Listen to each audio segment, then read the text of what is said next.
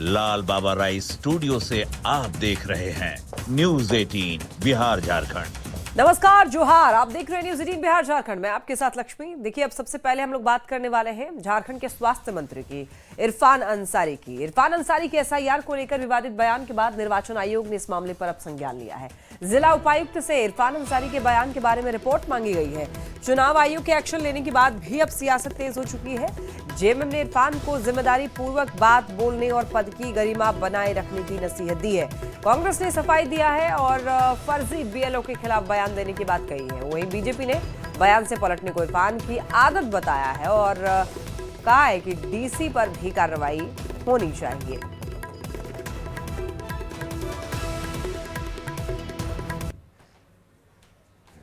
मैं समझता हूं कि वो एक मंत्री पद पर हैं, जिम्मेवारी से भरा हुआ बयान देना चाहिए उन्हें, और जो बयान दिया है उस पर सफाई मांगी गई है। अखबारों में मैंने देखा उन्होंने सफाई दी है कि हमने फर्जी बीएलओ के लिए ये बातें कही थी, तो वो अपनी बातें उचित फोरम पर रखेंगे। लेकिन हमारी पार्टी का मानना है कि जिम्मेवारी भरे बयान होनी चाहिए। इरफान अंसारी जी ने साफ शब्दों में ये कहा है खुद कि उनको जनता के द्वारा यह कंप्लेन मिल रहा था कि उनके क्षेत्र में फर्जी बीएलओ बन करके लोग जनता को यह डरा रहे थे, धमका रहे थे, उनसे उगाही करने का काम कर रहा था कुछ लोग। तो जब जनता ने यह शिकायत की तो मंत्री ने यह कहा कि जो भी फर्जी बीएलओ आपके पास इस प्रकार का धमकाने या डराने या पैसा उगाही करने आते हैं तो आप उन्हें बैठा करके रखो और हमें उसकी सूचना दो। इरफान अंसारी साहब की तो आप आदत जानते हैं ना, पहले दिन बयान देते हैं, दूसरे दिन हम लोगों से विरोध करवाते हैं और तीसरे दिन अपने बयान से पलट जाते हैं। तो आज अपने बयान से पलट गए, लेकिन बयान से पलटने से नहीं होगा। और उससे भी गंभीर इशू है, जिस समय वो बीएलओ को बंधक बनाने की बात कह रहे थे, वहाँ के डीसी वहीं बैठे हुए थे, तो डीसी ने क्यों कार्रवाई नहीं की? हमें तो लगता है डीसी से भी स्पष्टीकरण पूछना चाहिए। देखिए, इरफान अंसारी के विवादित बयान पर सीपी सिंह ने निशाना साधा है और कहा है कि देश में एक पप्पू है राहुल गांधी और दूसरे पप्पू झारखंड में इरफान अंसारी। इरफान अंसारी ने बात पलट दी, जो कहा उस बात पर कायम नहीं है। इससे बड़ा पप्पू क्या हो सकता है? यही मंत्री बन जाते हैं तो ये भी दुर्भाग्य है। ये तो कोटा में मंत्री बने हैं ना। तो मैं तो बार बार कर रहा हूँ कि ऐसे आदमी, ये एक्चुअली देश का एक पप्पू राहुल गांधी है, ये झारखंड का पप्पू बनना चाहता है, इसीलिए इस तरह की बातें करता है। इरफान अंसारी के विवादित बयान को लेकर पूर्व मंत्री रणधीर सिंह ने इरफान अंसारी पर कड़ा प्रहार किया। उन्होंने इरफान के बयान को घटिया और भड़काऊ बयान बताते हुए हेमंत सरकार से तुरंत बर्खास्त करने की मांग की। झारखंड के इस नालायक मंत्री के द्वारा राष्ट्र विरोधी बयान देना कि जो भी बीएलओ गांव में आते हो उनको बंद कर दीजिए, मुझे बुलाइए, बहुत ही घटिया और कहीं न कहीं भड़काने वाला बयान है। अविलंब हेमंत सरकार ऐसे निरंकुश मंत्री को बर्खास्त करे। चाईबासा से जुड़ी एक बड़ी खबर मिल रही है। देखिए, गुआ में बुजुर्ग जो दंपति है उनकी निर्मम हत्या कर दी गई है। यहाँ पर बताया जा रहा है कि टांगे से गला काटकर हत्या हुई है, हत्या कर दी गई है। डायन बिस्साही में हत्या की आशंका जताई जा रही है। घर के आंगन में खटिया पर चादर से ढका हुआ शव मिला। पुलिस ने कब्जे में दोनों शव लिए। पूरे मामले की अब जांच पड़ताल में पुलिस जुट चुकी है। चाईबासा से एक बड़ी खबर, गुआ का मामला है। बुजुर्ग दंपति की निर्मम हत्या कर दी गई है। टांगी से गला काटकर हत्या हुई है। डायन बिस्साही में हत्या की आशंका जताई जा रही है। पुलिस ने कब्जे में लिए हैं दोनों शव को।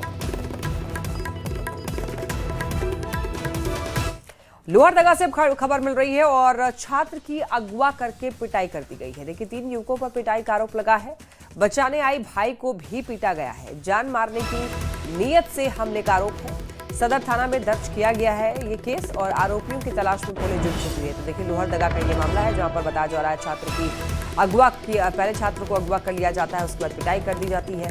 और 3 युवकों पर पिटाई करने का आरोप लगा है। और उस वक्त बताया जा रहा है कि जो बचाने आया भाई उसको भी पीटा गया। जान मारने की नीयत से, जान से मार देने की नीयत से हमले का आरोप लगा है। वहीं अब चतरा से एक बड़ी खबर, कोयला लदी गाड़ी से हादसा हो गया है। ऑटो में गाड़ी ने टक्कर मार दी और टक्कर में महिला की मौके पर ही मौत हो गई। ड्राइवर सहित 3 लोगों की बताया जा रहा है कि यहाँ पर 3 लोगों की जान बच पाई है। नाराज लोगों ने सड़क जाम कर दिया। गाड़ी बंद कराने, मुआवजे की मांग, सीसीएल एनटीपीसी प्रबंधन पर लापरवाही का आरोप। विधानसभा में मुद्दा उठाया जाएगा। सिमरिया एमएलए ने कहा है कि ये मुद्दा जो है वो विधानसभा में उठाया जाएगा। माँ के चारों बच्चा की शिक्षा दी है और मतलब समझे तो घर चलाते हुए आ रहे थे। आज ड्यूटी मतलब बीएलओ का मतलब मीटिंग था, उसमें बिना खाना पीना खाए पिए हुए मतलब निकल के चल दी और यहाँ पर आज ऐसा स्थिति बना है। हमारा मांग है कि हमारा बच्चा को एक सीसीएल सर्विस दे दे और 25 लाख रुपये नकद दे दे। आम सड़कों पे कोल वाहनों का परिचालन होना ही नहीं चाहिए। जितनी भी कंपनियां हैं अपने कोल वाहनों के परिचालन के लिए अपना मार्ग बनाए। अब बार बार हम लोग यही मांग कर रहे हैं। अब तो मेरा प्रश्न ये विधानसभा में उठ जाएगा। जमशेदपुर से बड़ी खबर, बिरसा नगर में युवक की हत्या से हड़कंप मच गया। पत्थर से कूचकर युवक की हत्या की गई। बता दें आपको, बिरसा नगर में बन रहे फ्लैट से शव मिला। पुरुलिया का रहने वाला है मृतक विपद। हत्या या फिर आत्महत्या, इस मामले में जांच जारी है और दोनों ही एंगल से जांच हालांकि की जा रही है। फिलहाल जांच पड़ताल जारी है, लेकिन बिरसा नगर में युवक की हत्या से हड़कंप मच गया। बताया जा रहा है कि पत्थर से कूचकर युवक की हत्या की गई है, लेकिन यह हत्या है या आत्महत्या है या फिर क्या मामला है, ये सब जांच करने के लिए पुलिस की टीम जुट चुकी है। मिला कि पीएम आवास के जो है 104 नंबर बिल्डिंग के पास एक व्यक्ति गिरा पड़ा है, जो मृत अवस्था में है। हम लोग दल बल के साथ आए और देखे कि एक झाड़ी में गिरा हुआ था, जो मुंह के भर से ही गिरा हुआ था, है ना। उसका नाम पता करने पर जो है सो विपद तारण पात्रो, उम्र लगभग 32 वर्ष, है ना, जो ये पुरुलिया के रहने वाले हैं। विशेष हम लोग अग्रतर कार्रवाई की रहे हैं। तो प्रथम दृष्टया क्या लग रहा है आपको? अभी तो कुछ भी कहना मुश्किल है, ये तो चिकित्सक के महोदय के जांच के उपरांत ही पता चलेगा कि आखिर रियल क्या है। घटवार महासभा ने झारखंड में लगातार घट रही घटनाओं को लेकर कलेक्ट्रेट पहुंचकर डीसी को ज्ञापन सौंपा। महासभा ने अपने समुदाय के 4 युवकों से जुड़े हुए मामले में इंसाफ की मांग की, साथ ही इसमें विफल रहने पर आंदोलन की भी चेतावनी दी। 4 युवकों में से 3 की मौत हुई है, जबकि चौथा युवक लापता है और अभी तक मामले में पुलिस की ओर से कोई कार्रवाई नहीं की गई।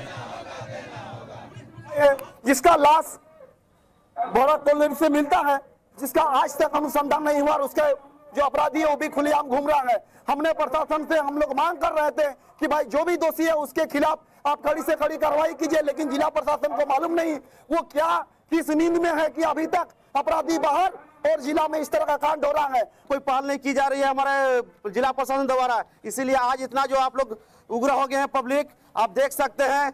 अगर नहीं समय पर ये इसका निर्णय लिया जाता है, नहीं कार्रवाई होती है, तो हम लोग रोड जाम, सड़क जाम, यहाँ तक कि कोयला बालू सब पर पाबंद लगा देंगे। रामगढ़ से खबर है, यहाँ पर जिला खनन विभाग जब्त किए गए अवैध बालू की 28 नवंबर को नीलामी करेगी। जानकारी के मुताबिक जब्त 8,800 घन फुट से अधिक बालू की नीलामी की जाएगी और इससे लाखों रुपए राजस्व की प्राप्ति होगी। 12 रुपए 80 पैसे प्रति CFT बालू नीलामी की दर तय की गई है।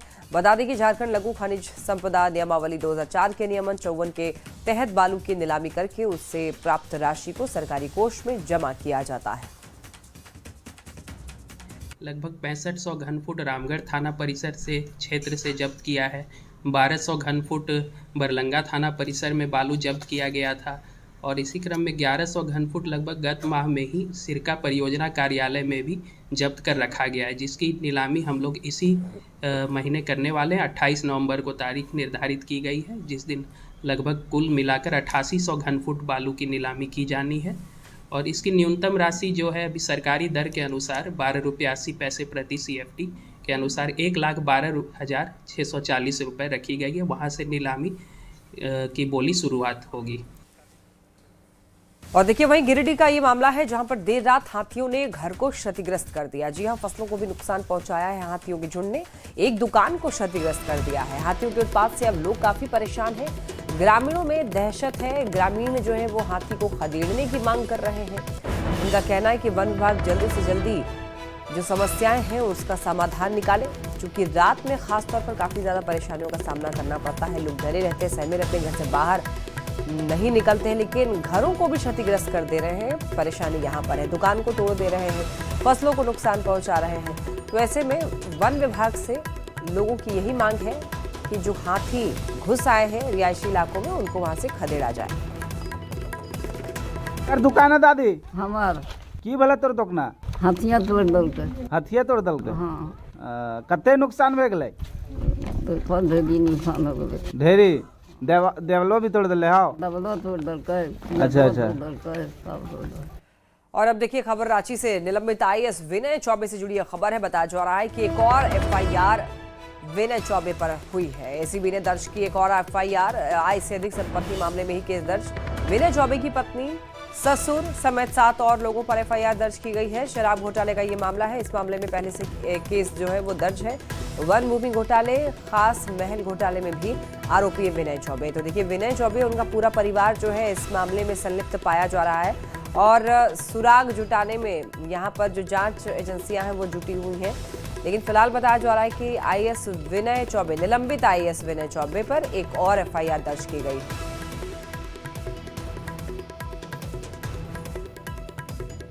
वहीं अब देखिए विनय चौबे पर अलग अलग केस में एसीबी की लगातार हो रही कार्रवाई पर सियासत भी तेज है। बीजेपी ने यह कहा है कि जो भी सरकार के पास आ रहा है उस पर कार्रवाई की जा रही है। सरकार के अधिकारियों पर कार्रवाई करवाने के कारण ब्यूरोक्रेसी में भी आक्रोश है।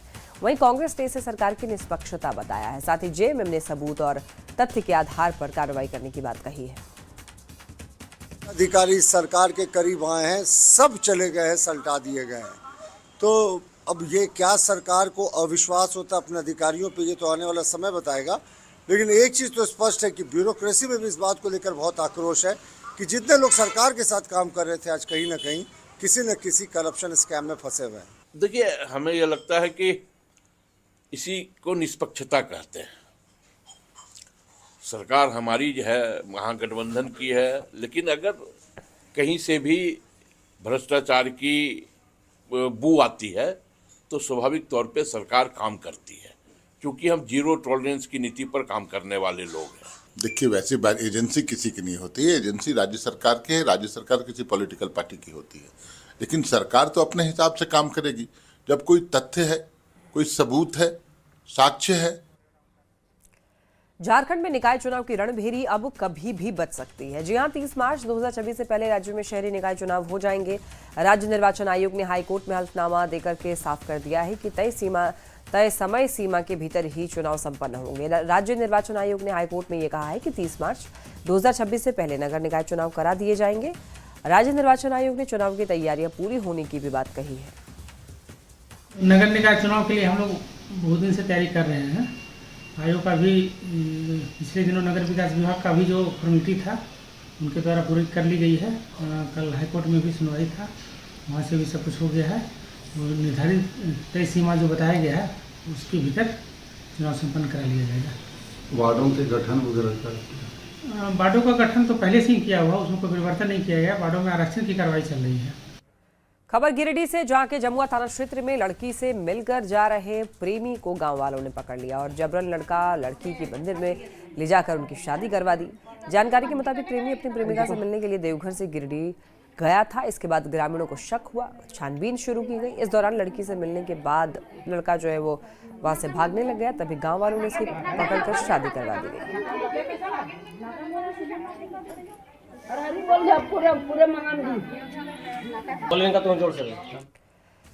खबर जमशेदपुर से, जहां के मानगो से पारडीह जाने वाले मुख्य मार्ग को बंद करने को लेकर लोगों ने सड़क पर उतरकर विरोध किया। लोगों के साथ विधायक सरयू राय ने भी आम लोगों का समर्थन किया और विरोध में सड़क पर उतरे। फ्लाईओवर निर्माण के काम को बंद कराया। पिछले दिनों जमशेदपुर के उपायुक्त कर्ण सत्यार्थी ने मानगो फ्लाईओवर निर्माण को लेकर मानगो से पारडीह जाने वाले मुख्य मार्ग को बंद करने का आदेश दिया था, जहां अब फ्लाईओवर का निर्माण कार्य राजनीति का शिकार होता हुआ नजर आ रहा है। रोड के ब्रिज को चालू करें, वहाँ से आवागमन चालू हो और उसके बाद यहाँ हाथ लगाइए। आप ये लोग बिना, पहले ये लोग बोले थे कि हम लोग उसको कंप्लीट करने के बाद ही हाथ लगाएंगे। ये लोग बिना समझे, बिना पूछे, बिना किसी को कहे, यहाँ दो जनप्रतिनिधि हैं, सांसद है, इस क्षेत्र के विधायक है, किसी से ये लोग संपर्क नहीं कर रहे हैं। संपर्क करके ये लोग बताए कि यहाँ के लोगों को कैसे राहत मिलेगा, किससे ये लोग काम का हम लोग विरोध नहीं कर रहे, काम हो लेकिन यहाँ के लोगों को दिक्कत ना हो। मानगो के पार्टी रोड के लोग है, डिमना रोड के लोग है, हम लोग नहीं कर रहे हैं। हम लोग का कहना यही है कि फ्लाईओवर बन रहा है, जो फेलुअर फ्लाईओवर है जो बन रहा है वो क्या है कि बने, किंतु एक तरफ से बने। आप जहाँ तहाँ गड्ढा गुड्ढी करके छोड़ दीजिएगा, मानगो को एक्सप्रेस कीजिएगा, तो ये हम लोग बर्दाश्त नहीं करेंगे। बहुत डिस्टर्ब है, बहुत दुखी हैं और ये लोग डेली नियम बना रहे हैं। कभी बोल रहे हैं कि सुबह में आउट गोइंग रहेगा, सुबह में इनकमिंग रहेगा, कोई सिस्टम नहीं है। तो हम लोग का पूरे मानगो वासियों का डिमांड एक ही है, आम लोगों का, आम नागरिक का, कि पहले कम से कम वो वाला फ्लाईओवर चालू कर दें। 50% लोड कम हो जाएगा, उसके बाद आप ये वाला कीजिए, स्मूथली कीजिए। गोड्डा में स्वास्थ्य सिस्टम को मजबूत करने की कोशिश जारी है। नेशनल हेल्थ मिशन के अभियान निदेशक ने गोड्डा पहुंचकर सदर अस्पताल का जायजा लिया। उन्होंने अस्पताल में मौजूद सुविधाओं, सेवाओं और इलाज की व्यवस्था का जायजा लिया। एमडी ने खुद मरीजों से जाकर हर एक व्यवस्था के बारे में जानकारी ली। उन्होंने ये कहा कि सरकार की कोशिश है कि समाज के अंतिम व्यक्ति तक गुणवत्तापूर्ण स्वास्थ्य सेवा पहुंचे। निरीक्षण के दौरान कई व्यवस्था संतोषजनक मिली, तो वहीं कुछ जगहों पर सुधार की आवश्यकता पाई गई। इस पर उन्होंने सिविल सर्जन और अस्पताल उपाधीक्षक को आवश्यक निर्देश दिए। बढ़ेगी तो एक तो राज्य स्तर पे बोझ भी घटेगा, दूसरा आप इमेजिन कीजिए कि अगर आपको यहाँ से रिम्स जाना हो तो उतना देर कितना क्रिटिकल होता है पेशेंट का। तो बेटर ये है कि यहाँ वो सारी सुविधाएं दी जाए जिससे कि कभी उसको देना ना पड़े। और यहाँ लोगों ने डीएमएफटी में भी बहुत अच्छा काम किया है, एनएचएम से भी अच्छा काम किया है। जो थोड़ी कमियाँ दिखी हमको प्रचार प्रसार की, वो हमने निर्देश दिया है कि जो आईसी मटेरियल है उसको ऐसा लगाएं कि सारे लोग जान सकें कि कब ब्लड डोनेशन होता है, कैसे होता है। बदलते मौसम का असर लोहरदगा में दिख रहा है। सदर अस्पताल में मौसमी सर्दी खांसी के साथ टाइफाइड के मरीजों की संख्या भी बढ़ती हुई दिख रही है। मरीजों की बढ़ती संख्या को देखते हुए सदर अस्पताल के उपाधीक्षक ने लोगों से ठंड की चपेट में आने से बचने की अपील की। उन्होंने खासकर बुजुर्गों को खास ख्याल रखने की सलाह दी। वहीं ठंड से बचाव के उपाय करने के साथ गर्म पानी और गर्म खाना खाने की भी सलाह दी। चाहिए पहली बात। दूसरी बात है कि खाना वाना जो है सही ढंग से खाना चाहिए, थोड़ा ज़्यादा ही खाएं। ठंडा में लोग बहुत खाते हैं तो खाना चाहिए। फ्रूट का सेवन करना चाहिए, ड्राई फ्रूट का सेवन करना चाहिए, जिससे कि स्फूर्ति बनी रहेगी। खबर रांची से, जहां पर 30 नवंबर को जेएससीए स्टेडियम में भारत और दक्षिण अफ्रीका के बीच वनडे महामुकाबला होने वाला है, जिसे लेकर आज से ही टिकट की बिक्री शुरू हो गई है। स्टेडियम के बाहर क्रिकेट प्रेमियों की लंबी कतार नजर आ रही है। रात से ही फैंस जो है वो लाइन में लगे हुए हैं। हजारों की संख्या में यहाँ पर जो खेल प्रेमी हैं वो टिकट लेने के लिए पहुंच रहे हैं। भारत और दक्षिण अफ्रीका के बीच खेले जाने वाले पहले ओडीआई मुकाबले के लिए टिकट की बिक्री आज सुबह से शुरू हो गई है। तस्वीरें देखिए राजधानी रांची में किस तरीके से उत्साह और उमंग की ये तस्वीर है कि सुबह से ही लोगों की कतारें कितनी बड़ी है। कुछ लोग यहाँ ऐसे भी आए हैं जो कल से ही इंतजार कर रहे हैं कि उन्हें टिकट मिल जाए, लंबी दूरी तय कर आए हैं। और ये वो तमाम लोग हैं, लोग कह रहे हैं कि बिहार से, झारखंड से, तमाम जगहों से जो लोग हैं वो राजधानी रांची पहुंचे हैं और उसी उत्साह उमंग की तस्वीर है। कहाँ से आई है? कोकर से। कितना उत्साह है? बहुत ज्यादा।